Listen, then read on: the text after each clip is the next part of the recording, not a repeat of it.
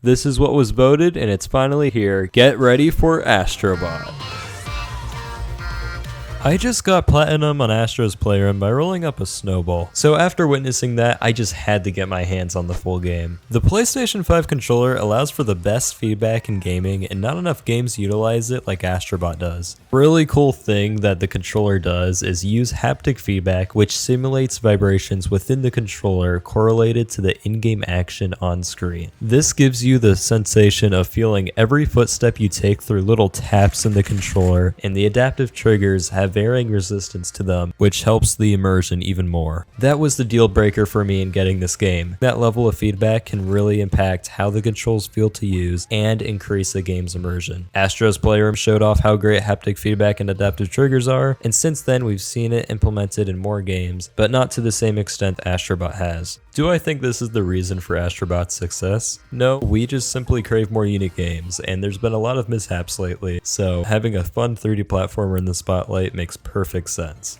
Okay, before we dive completely into the title of the video, let's discuss the banter with the PS5 lately. And I'm not just referring to the PS5 Pro here. However, the reason why that's priced so high is because there is a lack of competition from Xbox, and they decided to include a terabyte worth increase of internal storage, bumping up the price of the console. So why do I think the PS5 is the future of gaming, even though games have been rushed lately? It's because that's only been happening lately, 4 years now, but it shouldn't be that way forever. I believe PlayStation can truly become what it was known for in the past again, if developers are given the time required to create great titles without being forced to work on anything like, for example, live service, unless they are passionate about it or want it along with their main title. Actually, that's debatable because Concord exists, and that was in the oven for over 8 years. So anyway, as we've seen for the last 4 or so years, the focus hasn't been the same as it once was. The drive to create more games focused on live service caused trouble for everyone, both at PlayStation and the players. The PS5 Pro didn't help them, and not enough games utilized the controller's features. But there is this one game that came out that can help with that.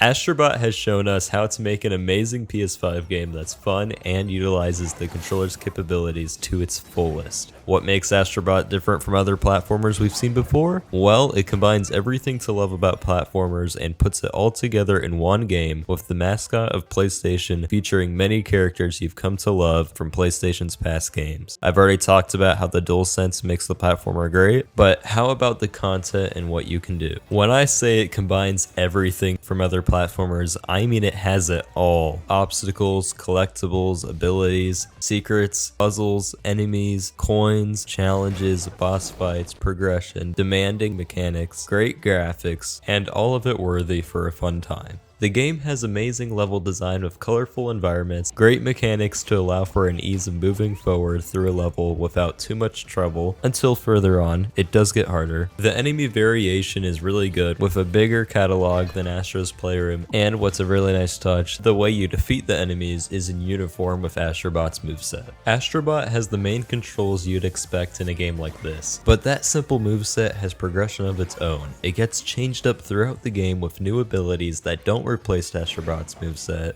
but just adds to it instead. You want to climb up somewhere? Here's a monkey that lets you grab onto bananas, which indicate wall climbing. Want to punch things from a further distance? Here's some frog fists that extend out and punch enemies even faster. Want to dash through glass? Here's a dog that lets you fly forward by, I'm assuming, the power of barking. Want to create platforms yourself with an elephant? Well, you can do that too. I didn't even list half of the abilities. These add to the gameplay without taking away from what you had when you started playing. That's what I like to call good gameplay design. Previously in Astro's Playroom, Astro Bot would completely transform into one of the abilities in order to get through a level segment. The developers realized it could be better, so they worked out a way to keep the original moveset and have something new along with it. This also makes the transition of abilities feel better. So the abilities and level design are amazing. What's next? Well, what makes a platformer have an intriguing goal? A mission involving saving a princess? Of course not. It's the boss fights that are keeping players engaged. Astro Bot has plenty of bosses awaiting you, and sometimes even teased when going through a level. I don't want to spoil any of the later ones, but as an example, I'll show gameplay of the gorilla one because it's the first and it gives you an idea of what the boss fights will be like. Each one is different and brings its own unique challenge, even incorporating the ability that was in the level to utilize during the boss fight. Okay, let's get to what most players have been talking about with Astro Bot. The overall mission is to save all of the bots that crash landed from the PS5 mothership getting destroyed. Many of them are PlayStation icons of characters that you'll recognize from Kratos to Crash Bandicoot. Look, he's doing the thing. They are found hidden as collectibles in different worlds, which you'll be exploring, and after finding them, they'll be brought to home base. There, you're trying to rebuild the PS5 to travel with all of the bots again. Walk up to each bot and you'll be met with a request for something in the gacha machine.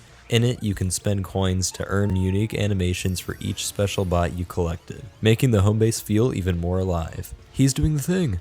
Astro Bot was a joy to play, and it's definitely a worthy contender for Game of the Year, with its fun and engaging mechanics, which I appreciate every detail of. So if you want to break from serious titles and just need a polished game that's well deserved of a victory for PlayStation, this is for you. Now, let's hope they use what they learned from its success and transfer that knowledge into upcoming games. My goal with this video is to spread the word on how great I think the DuelSense is and its capabilities are to make gaming even better. I truly believe if more developers get the opportunity to utilize the PS5 controller and focus on its capabilities, we'll see more games with improved immersion using haptic feedback and adaptive triggers. Anyway, thank you for watching. I've been making VR content only for the past year, and this is the first video to break that streak since. So if you enjoyed this kind of content, leave a like and I'll make more just like it. I'll be focusing on PlayStation games, so if there's one you'd like me to cover, comment it below. I'll be reading through all the comments. Just make sure you're subscribed to understand.